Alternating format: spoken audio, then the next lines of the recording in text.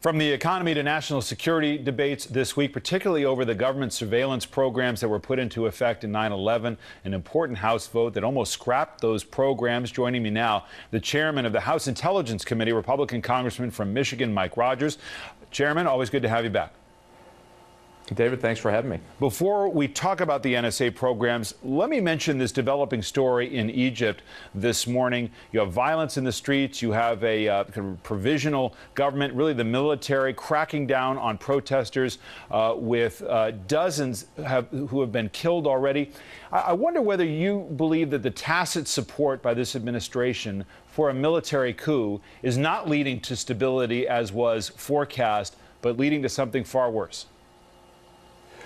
Well, I do think that you, in a circumstance like Egypt, you need to pick your friends. And clearly, I think the Muslim Brotherhood-led government, although democracy without freedom is certainly no democracy at all, and that's what they were trying to get to, changing the constitution, reducing the rights of women in Egypt, reducing the rights of religious minorities in Egypt.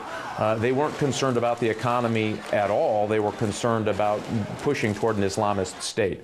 To that end, I think the people of Egypt rose up and said that's not what we bargained for. And so I would argue that we need to make sure that all political parties have a voice in Egypt, that the secular parties have an opportunity to have a voice in Egypt. And I do think that the military was acting on behalf of the huge secular movement that actually got Mubarak thrown out in the first place. All right, let me come back to these NSA programs in a momentous week. I wanted to have you on because I wanted to get into this debate, which we've had in the House. You had 205 members of the House, including 94 Republicans who, and I'm boiling this down, essentially voted to scrap these programs that allow the NSA, the National Security Agency, to sweep up what's called the metadata, which is call details in the United States in order to track down terrorists. Last month, General Hayden, Michael Hayden, former head of the NSA, former head of the CIA, was on Meet the Press, and he said the following about these programs. Listen. I think it's living in this kind of a democracy.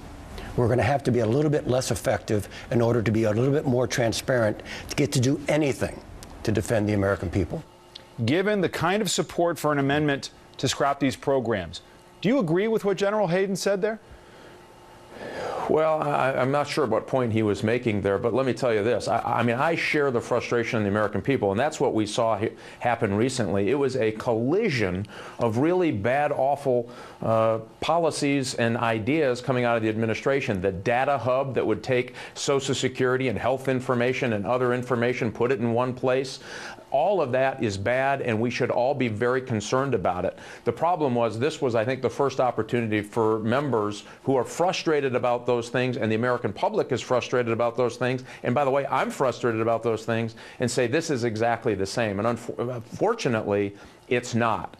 And so this is a program, let's talk about why we have it, and this is really important to get to the point, should we or shouldn't we, is after 9/11, our intelligence services knew about a guy who's a pretty bad guy that we believed was going to be involved in some type of attempt in the United States to commit an act of violence, a terrorist, who was living in San Diego. But because we couldn't find the nexus, we were not allowed to find out if somebody from overseas was calling in to the United States to talk to him. We couldn't get that piece. We missed it. He got on a plane and flew it in to the Pentagon shortly thereafter. So we said, that's a seam we have to fix. But how do we do that?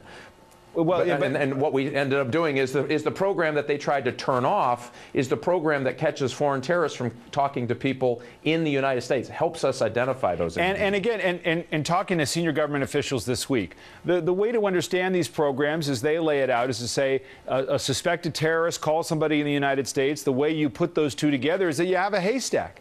And in the haystack in the United States is basically every phone number that is swept up in the United States. It's not the content of the calls, it's the details, and it's put in this kind of vault in a cloud scenario. And that you get the ping, you get that relationship I have in the haystack. Is there any way to provide better privacy when, as it's been explained to me, you either have the haystack of phone numbers and call details or you don't, and that's what libertarians are really concerned about? Well, I understand, but here's the thing. There are so many protections here on this. Remember, there are no names and no addresses in this database. There's more information on an envelope that you fill out and stick in the mailbox than are in this database. This is billing records that already exist. They said we just need to put them in one place and hold them longer so we have a number to compare to. So they're not culling them. They're not doing pattern analysis. And here's the best part, news of all. In this program, 0 privacy violations, 54 violent terrorist attacks thwarted. That's a pretty good record. That's a great record, and that tells me this is one program that works to protect your privacy and live up to our constitutional obligation in Congress that says we must provide for the general defense of the United States. We have found how to do this and protect your privacy. Remember, most people think that these phone calls are recorded. They're not. Most people think that their names are associated with these phone numbers. They're not. It's just a whole list of phone numbers with no names and no addresses. When a terrorist number, just a terrorist number, is found, they plug it into these numbers and it pops up with somebody they may be talking to in the United States. Again, no name and no address. And what we do with that is say, oop, that's bad. We're going to give this to the FBI to determine who that person even is.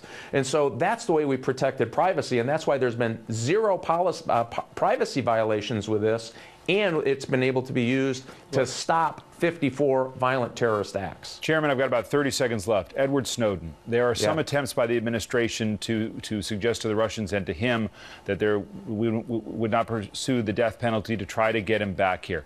A senior government official told me this week that Snowden has the blueprint for the NSA, but not the owner's manual. What does that say to you about the threat that he still possesses with more disclosures that could come forth?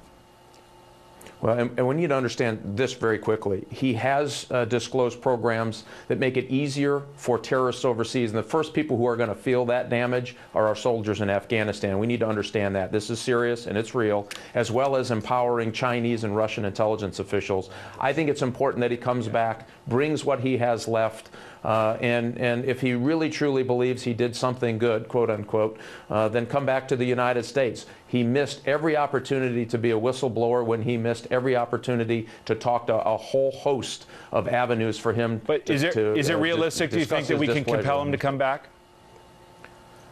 I'm not sure. I think he may be too far gone. I would hope at the end of the day he makes that decision. We know that he certainly, the Russian intelligence services would love to have further conversations with him.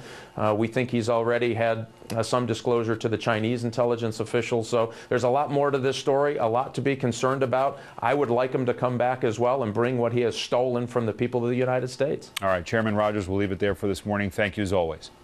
Thanks. Coming up.